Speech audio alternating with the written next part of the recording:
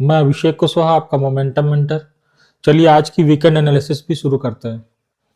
देखिए जैसा कि मैं हमेशा ही निफ्टी के चार्ट से शुरू करता हूं, आज फिर से निफ्टी के वीकली चार्ट पे हम लोग देखेंगे। यहाँ पे जिस तरीके का ब्रेकडाउन मैं आप लोग से पिछले कई वीकेंड एनालिसिस में डिस्कस कर रहा था, वो ब्रेकडाउन हो गया है और लगभग उसी दिशा में जाता हुआ मार्केट दिख रहा है।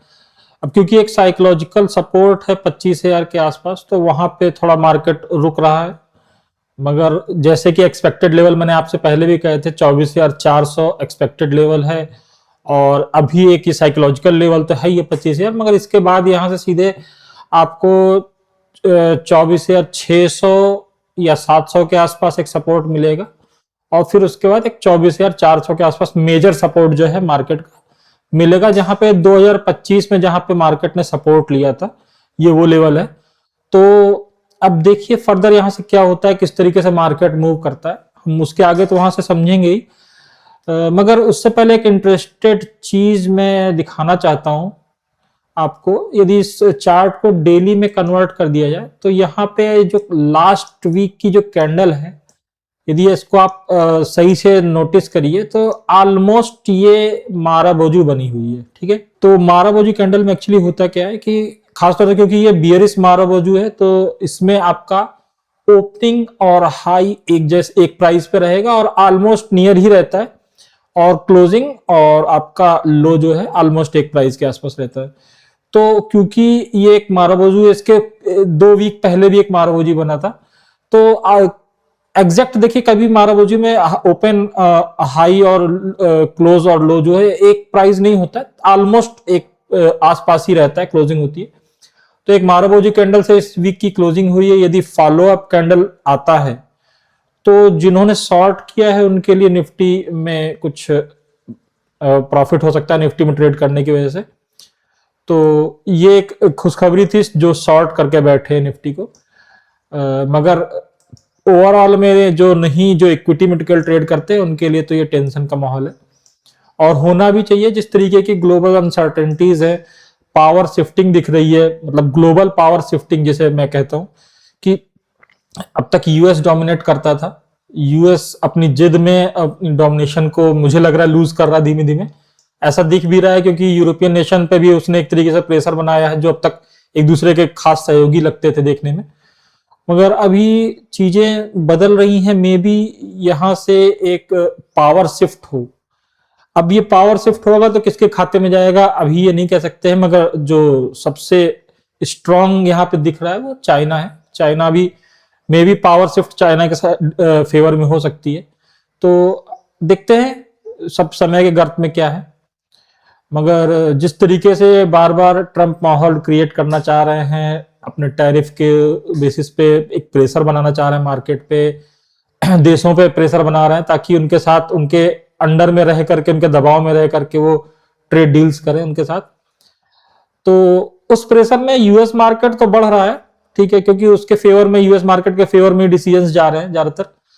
और मगर यदि इसको एक बड़े फ्रेम में देखा जाए तो कहीं ना कहीं एक कहिए ट्रंप के साथ एक जो है लोगों का जो जुड़ाव था, वो धीमे धीमे जो देशों में एक जुटता थी, एक तरीके से जो उनके बीच के आपस के संबंध थे वो खराब हो रहे हैं। अब वो खराब हो रहे हैं तो उसका लॉन्ग टर्म इफेक्ट तो यूएस को झेलना ही पड़ेगा, और खासतौर से जब इतना डेप्ट लेके बैठा हुआ है तो 1 ट्रिलियन के आसपास डेप्ट वो पे करता है। तो अब उस डेप्ट को चुकाने के लिए भी वो और डेप्ट ले रहा है, तो उस लोन को चुकाने के लिए वो डेप्ट ले रहा है। तो वो लॉजिकल नहीं है, कहीं ना कहीं इतने डेप्ट में बैठा हुआ है तो उसका खामियाजा तो उसे आगे पीछे भुगतना ही पड़ेगा।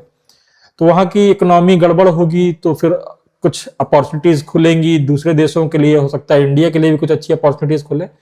तो वेट एंड वॉच करने का समय है, कुछ यहाँ पे एग्रेसिव ट्रेड्स नहीं लेना है, समझदारी भरे तरीके से वेट करना चाहिए, अपने कैश पे होकर के बैठना आज की डेट में सबसे बड़ी समझदारी है।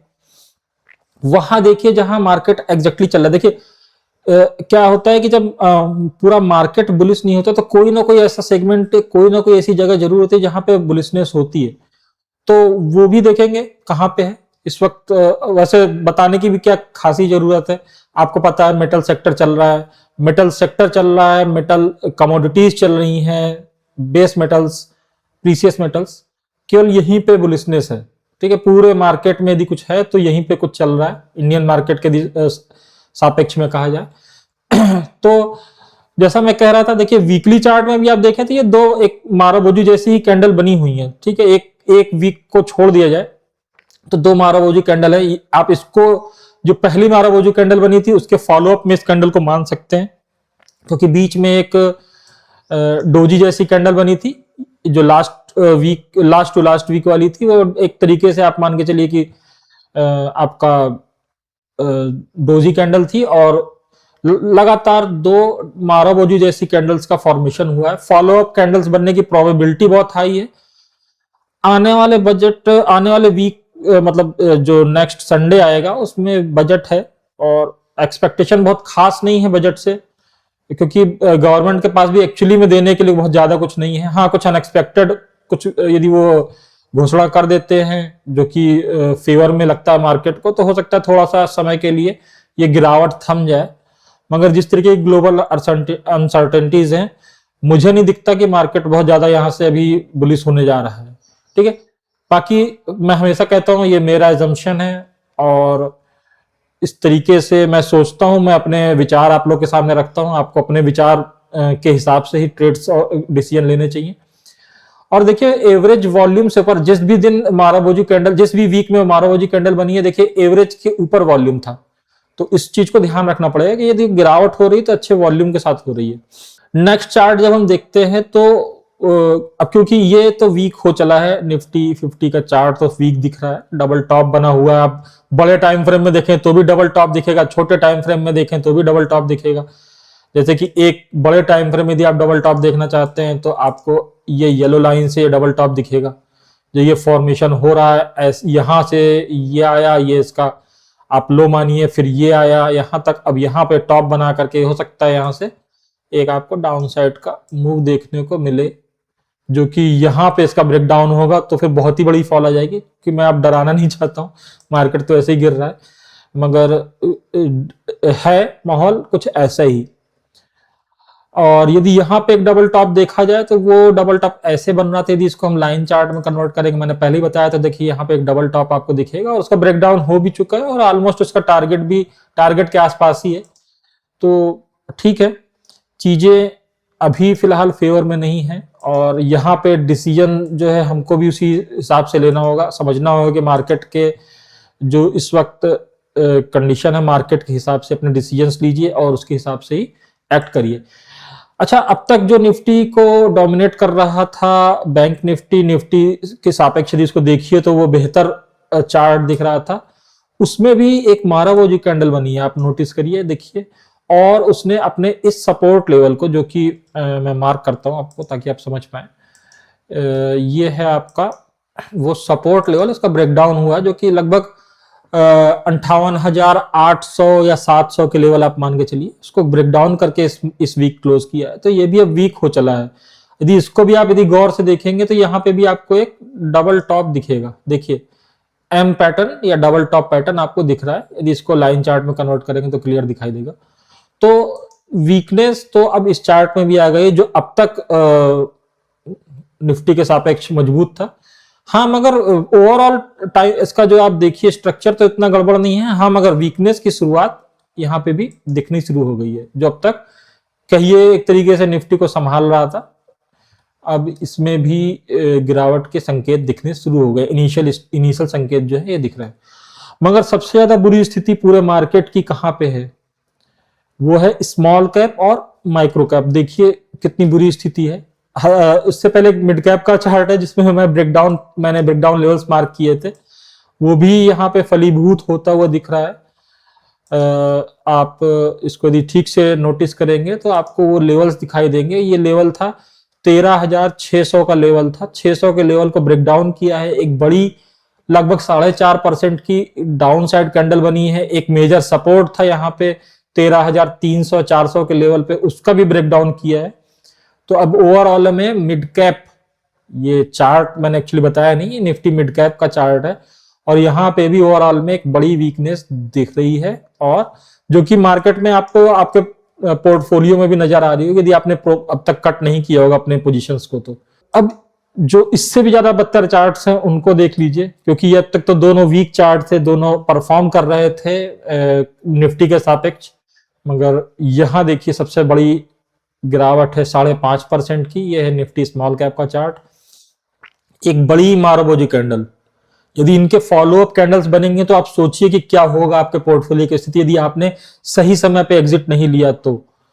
क्योंकि मेरा ऐसा मानना है, आप यदि ट्रेड कर रहे हो मार्केट में तो आपके पास एक प्रॉपर स्टॉप लॉस होना बहुत जरूरी है। बिना स्टॉप लॉस के ट्रेड करना बेहतर है कि आप ट्रेड ना ही करें यदि आप स्टॉप लॉस नहीं लगा के ट्रेड करते हैं तो। क्योंकि स्टॉप लॉस लगाने में आप सोचिए, ये कैंडल आपकी 3.5% की, ये 5.5% की, यदि इंडेक्स में इस तरीके की कैंडल बन रही है तो स्टॉक्स 15-15, 20-20% एक हफ्ते में या इससे भी ज्यादा गिर रहे होंगे। तो आपको समझना होगा इस चीज की गंभीरता को कि हमें कैसे ट्रेड करना है, और यदि हम सचमुच में ट्रेड करने आए हैं तो बिना स्टॉप लॉस के हमें एक्चुअली में करना चाहिए कि नहीं करना चाहिए। अपना माइंड सेट चेंज करना पड़ेगा आपको, ठीक है। क्योंकि अब यहां से ब्रेकडाउन हुआ है तो अगला सपोर्ट लेवल आपको मैं दिखा दूं, ये है जो कि 13,300 का है सपोर्ट, स्ट्रॉन्ग सपोर्ट आप इसको कह सकते हो। और एक सपोर्ट और है जहां पे इस वक्त फिलहाल है, मगर वो बहुत मेजर सपोर्ट नहीं कह सकते आप, वो आपका ये लेवल है जिस वक्त यहाँ जहां पे अभी ये क्लोजिंग लगभग कर रहा है, लगभग ये लेवल 15,200 के आसपास का लेवल है। यहाँ पे एक मेजर सपोर्ट है इंडेक्स का, और यदि यहाँ पे भी नहीं रुकता है तो फॉलोअप कैंडल फिर उसको खींच करके यहाँ तक भी ला सकती है 13,300 तक। तो स्थिति गंभीर है और गंभीर भी हो सकती है, सावधानी बरतिए, अपने पोर्टफोलियो को बचाइए। अभी पोर्टफोलियो से रिलेटेड भी हम डिस्कशन करेंगे कि पोर्टफोलियो में एग्जैक्टली किस तरीके से सोचना चाहिए, क्योंकि मैं नोटिस करता हूं कि आदमी सोचता नहीं है सही तरीके से। ये सोच ही है, आपको अपना एक माइंडसेट तैयार करना होगा अपने पोर्टफोलियो का अराउंड कि हमें एग्जैक्टली क्या करना है और हम कर क्या रहे हैं, ठीक है। ये होगा निफ्टी स्मॉल कैप का। आप देखिए माइक्रो कैप का, वो भी बिल्कुल बुरी स्थिति में है। जिस ट्रेंड लाइन को मैंने येलो कलर से मार्क किया था, मैंने सोचा था इसके ऊपर जाएगा, मगर ये लगातार फॉलो अप, और सबसे बड़ी बात है कि माराबोजी जैसी कैंडल्स बन रही हैं जो कि अपने आप में डिफाइन करती हैं मार्केट का स्ट्रक्चर, ठीक है। तो गिरावट है और वो गिरावट डेंस होती जा रही है। हमें क्या करना है, हमें अपने कैपिटल को प्रोटेक्ट करना है। यदि आप अपने कैपिटल को प्रोटेक्ट नहीं करेंगे तो आप सोचिए कि यदि मान लीजिए आप अभी भी आप नहीं निकले हैं, जो कि बहुत गलत डिसीजन रहा है आप, यदि आप नहीं निकले अभी तक भी, मगर यदि अभी तक भी आप नहीं निकले हैं और यहां से मान लीजिए ये इंडेक्स माइक्रो कैप और स्मॉल कैप जहां पे ज्यादातर लोगों का यूं कहिए पोर्टफोलियो ही बिल्डअप होता है, क्योंकि यहीं पे ज्यादा ग्रोथ होती है, यहीं पे आप पैसा बना सकते हैं, बड़ा पैसा बनाना होता है। तो ज्यादातर लोगों का Nifty micro cap, small cap, mid cap में ही पोर्टफोलियो होता है। लार्ज कैप में तो लॉन्ग टर्म इन्वेस्टमेंट किया जाता है, ट्रेडिंग पर्पस है जनरली, जो शॉर्ट टर्म की ट्रेडिंग पर्पस से जो भी पोर्टफोलियोज होते हैं वो जनरली इसी के अराउंड होते हैं, इन्हीं 3 इंडेक्स के अराउंड होते हैं। और यदि आपने अभी तक नहीं कट किया और मान लीजिए कि यहां से यहां तक का एक गिरावट, मैं देखता हूं कि कितने परसेंट का इंडेक्स गिरा था, मान लीजिए ये हाई था और यहां से यहां तक ये इंडेक्स गिर गया और अभी भी आपकी पोजीशन ओपन है, जो कि इंडेक्स 17% मान लीजिए माइक्रो कैप गिरा है, ठीक है। 17% गिरने के बाद भी यदि आपने 17% यदि इंडेक्स गिरा है तो सोचिए माइक्रो कैप स्टॉक्स कितने गिरोगे, 40-50% तक के फॉल होंगे। और यदि ये फॉलो सेलिंग चलती है और अभी और वीक होता है मार्केट यहां से, और अभी भी आपने अपने पोर्टफोलियो को कट नहीं किया, तो सोचिए आपका कैपिटल कहां जाएगा। क्योंकि अब मेजर सपोर्ट जो है अगला यहां पे है और एक सपोर्ट लेवल के पास ये भी फिलहाल है खुद भी।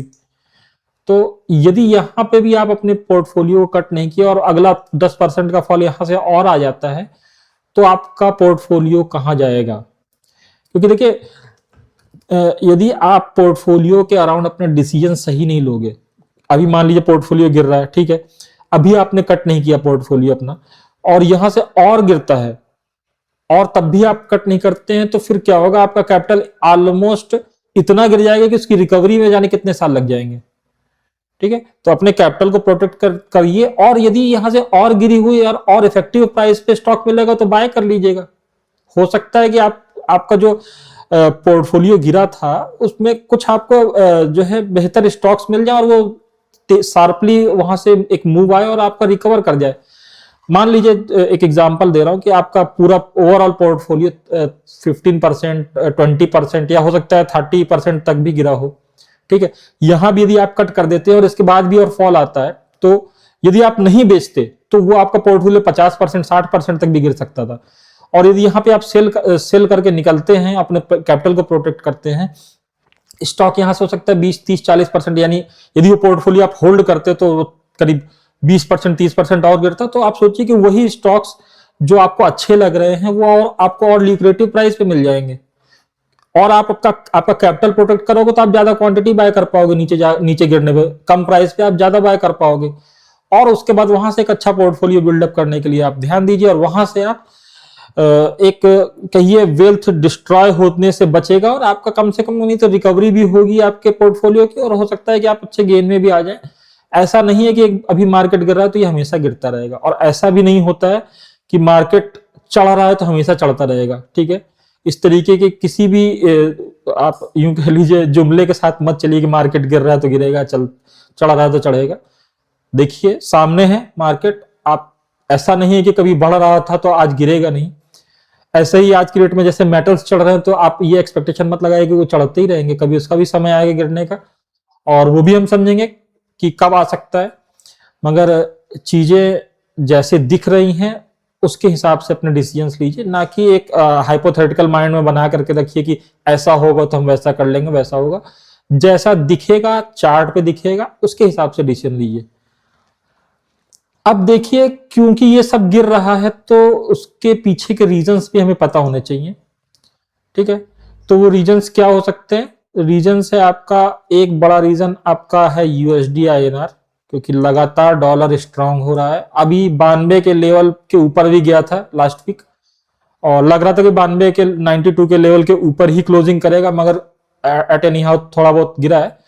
बट फिर भी अपने लाइफ टाइम हाई, मतलब यदि डॉलर स्ट्रांग होगा, रुपीज वीक होगा तो क्या होगा आपके मार्केट का हाल, वो सामने है। जो मार्केट के इस फेस को देख रहे हैं, कई लोग के लिए नया होगा, कई लोग के लिए नई सीख होगी। मैं चाहता हूं कि सीखिए ताकि ये गलतियां रिपीट ना हो, मगर ऐसा भी मत करिए कि सीखने में आपका पूरा कैपिटल खत्म हो जाए। तो capital protection is must, capital को प्रोटेक्ट रखिए, सही जगह पे अपने स्टॉप लॉस के साथ निकलिए। ये मत सोचिए कि आज गिरा है कल सही हो जाएगा, कल सही होने में हो सकता है समय लग जाए, मे भी रिकवर हो जाए, पर कल सही होने में समय लग जाएगा। तो आप एक्चुअली में मार्केट में पैसा कमा रहे हैं, ना कि पैसा यहाँ पे होल्ड करके रखने के लिए। तो बैंक में रखिए, इससे बेहतर है। तो यूएसडी आईएनआर ही मेन कारण है आपको आपके मार्केट गिराने का। और दूसरा एक और है फैक्टर, मैंने ये भी डिस्कशन किया था आप लोग के साथ, और देखिए जैसा कहा था वैसा ही आपको होता दिख रहा है। ये देखिए वॉलेटिलिटी बहुत ज्यादा नीचे चली गई थी मार्केट की। मैंने कहा था जैसे ही ये 9.3 9.4 के आसपास जाएगी, वहां से एक शार्प आपको पीक आउट होता हुआ दिखेगा, और जब पीक आउट होगा तो उस टाइम पे मार्केट गिरना शुरू होगा। और ये वही है, देखिए ये मैंने आप लोग से डिस्कस किया था तो गिर रहा था, और गिरते गिरते 9.5 के भी नीचे चला गया था, जो इसका एक बेस लेवल मान के चलिए। और मैंने उसके बाद कहा था कि जैसे ही इतना ज्यादा गिरेगा आपका इंडिया विक्स, तो यहां से एक शार्प मूव आएगा। और देखिए आपको वो शार्प मूव देखिए लास्ट वीक की, आप इंडिया विक्स में देखिए बढ़त कितनी थी, 24% बढ़ा था इंडिया विक्स। आज की डेट में 14.19 के पास क्लोजिंग दी है। तो इस तरीके का जब आप वॉलेटिलिटी देखोगे बढ़ता हुआ, इंक्रीज होगा, तो बहुत शार्प वॉलेटिलिटी बढ़ती है तो मार्केट हमेशा ही गिरता है। आप निफ्टी का चार्ट लगा करके इसके साथ में देखिए, दोनों को कंपैरिजन में देखिए, आपको चीजों का आइडिया लगेगा। मैंने ये दिखाया था एक वीकेंड एनालिसिस में। और क्योंकि मैंने कहा था वॉलेटिलिटी गिरेगी, और वॉलेटिलिटी जब गिरेगी तो मार्केट उसके बाद, और जब वॉलेटिलिटी गिर के जब वापस एकदम से पीक आउट होगी तो मार्केट गिरना शुरू होगा, और अभी वो वही होता हुआ मार्केट में आपको दिख रहा है। तो मेजर फैक्टर हैं ग्लोबल फैक्टर्स, खासतौर से ट्रंप महाशय जो हैं, उन्होंने बुरी स्थिति बना के रखी है मार्केट की, और उनके इन निर्णयों से उनका मार्केट देखिए अब कहां जा रहा है। मार्केट उनका बिल्कुल भी वीक नहीं है, लगातार स्ट्रांग है, जैसा मैं कह रहा था। आप देखिए इसके पहले का चार्ट था डाउ जोन इंडेक्स का था, वो देखिए स्ट्रांग दिख रहा है, आपका S&P 500 स्ट्रांग दिख रहा है, और आपका नैस्डैक भी एक रेंज में है, ठीक है। टेक्नोलॉजी स्टॉक रेंज में है मगर कहीं गिरते हुए नहीं दिख रहे हैं, वो इन्होंने एक रेजिस्टेंस के पास अपना समय व्यतीत कर रहे हैं, जब उनको लगेगा तो चढ़ेंगे, और ये लगभग 25,770 का लेवल है। एक चीज और थी जो मैंने डिस्कस किया था कि जापान का जो इंडेक्स बढ़ रहा है, और प्लस जो जापान का जापानीज बॉन्ड यील्ड जो है वो भी यहाँ पे लगातार इंक्रीज हो रहा है। आपके मार्केट से जो FIIs की सेलिंग हो रही है, मार्केट गिरने का एक बड़ा रीजन ये भी है। और जो आपके लगातार मार्केट, इंडियन मार्केट से FIIs की सेलिंग हो रही है, निकल रहे हैं अपना पैसा लेकर के, उसके पीछे दो रीजन है। एक, मार्केट का वैल्यूएशन बहुत हाई था, जो कि मैं बार बार आपसे कह रहा था कि मार्केट का वैल्यूएशन फिर से ल्यूक्रेटिव हो जाएगा, और जैसे ल्यूक्रेटिव होगा तो वापस से बाइंग होगी। ऐसा नहीं है कि हमेशा ही सेलिंग होती रहेगी, वो बाइंग होगी। मगर एक दूसरा रीजन जो है निकलने का, वो ये भी है कि जापान एक ऐसा मार्केट था जो इफेक्टिव मतलब बड़े ल्यूक्रेटिव प्राइस पे आपको पैसा उठाने को दे रहा था। आप येन में आप पैसा उठा सकते थे, उसको जाकर के कहीं पे भी आप उसको इन्वेस्ट कर रहे थे, लोग कर रहे थे इसको। इस तरीके से एक पैसा जो है, बड़े जो FIIs थे वो पैसा वहां से जापान से उठा रहे थे और उसको इन्वेस्ट कर रहे थे जहां मार्केट लिक्रेटिव था। क्योंकि अब ये मार्केट लिक्रेटिव नहीं रहा ज्यादा, तो यहाँ पे से ये पैसा निकल रहा है लगातार, और क्योंकि वहां पे बॉन्ड यील्ड बढ़ रही है यानी ब्याज बढ़ रहा है, तो अब उन्हें ज्यादा ब्याज देना पड़ेगा। तो जब ज्यादा ब्याज देना पड़ेगा तो जाहिर सी बात है, एक तरफ प्रॉफिट भी नहीं हो रहा और एक तरफ ब्याज का रेट, ब्याज के दर भी बढ़ रहे हैं। जहां से हमने पैसा उठाया तो हम जाहिर सी बात है पहले वहां जमा करेंगे ताकि ब्याज का दर हमारा कम हो, और फिर जब उससे ज्यादा ल्यूक्रेटिव जहां मार्केट दिख रहा है वहां पे वो इन्वेस्ट कर रहे हैं। तो ये स्थिति है इस वक्त मार्केट की, और यहाँ पे हमें जो है सावधानी बरतनी है।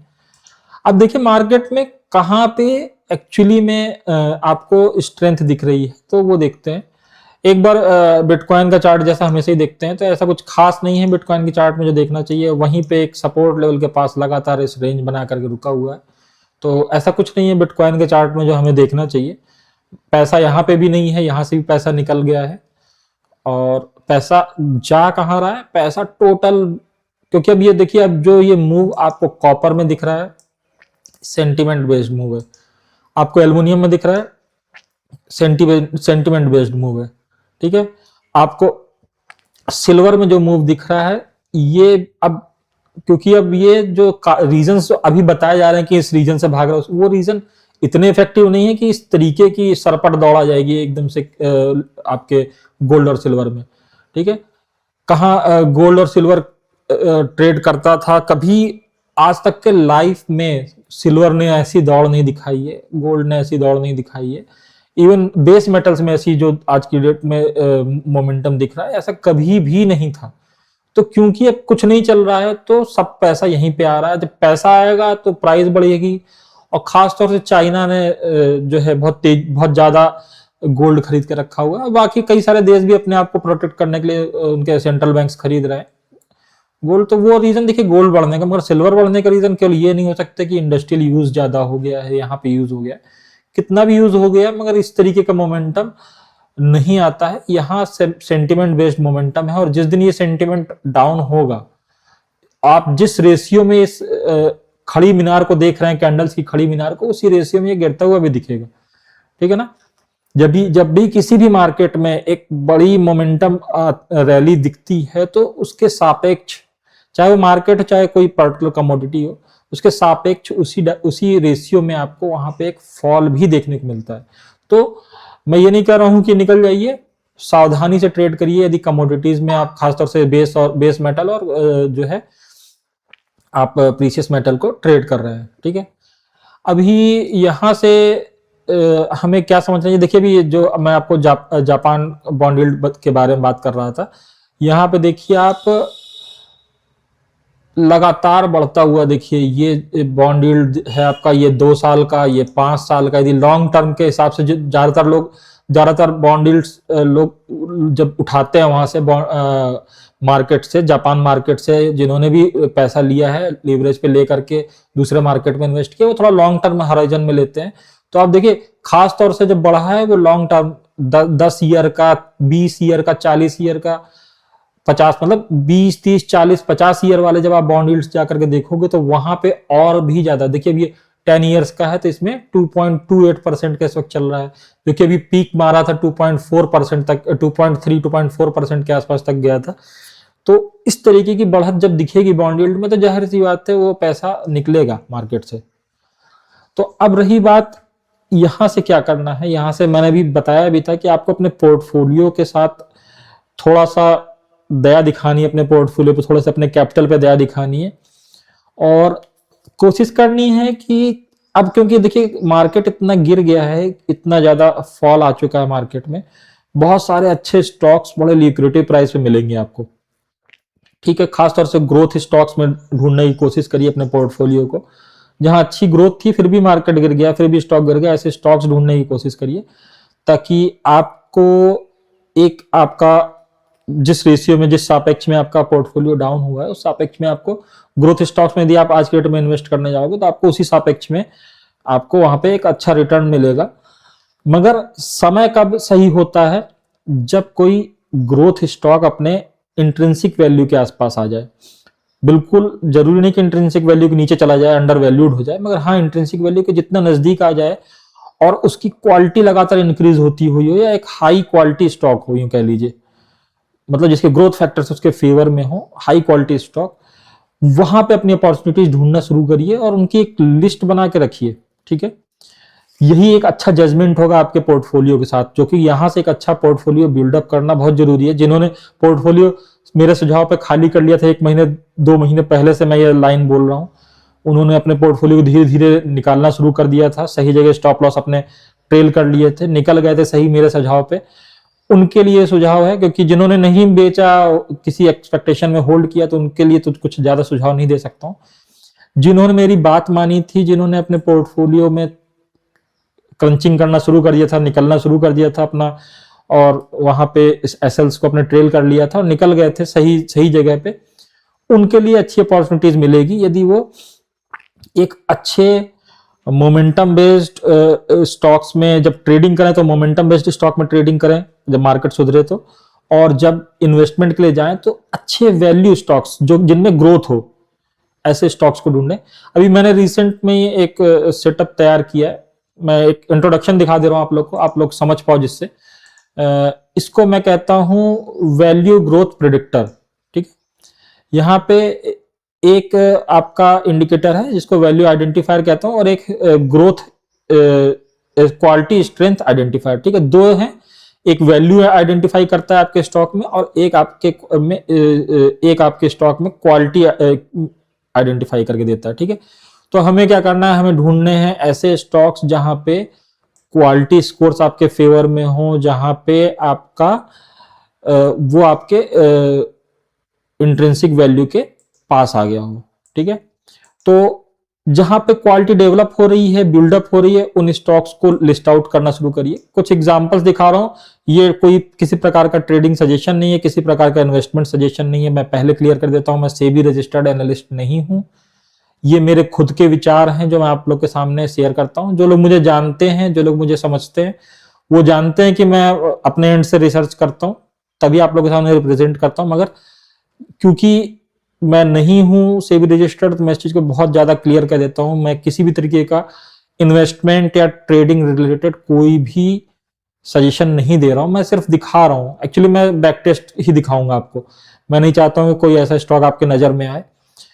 देखिए ये एक स्टॉक है मुथूट फाइनेंस, ठीक है।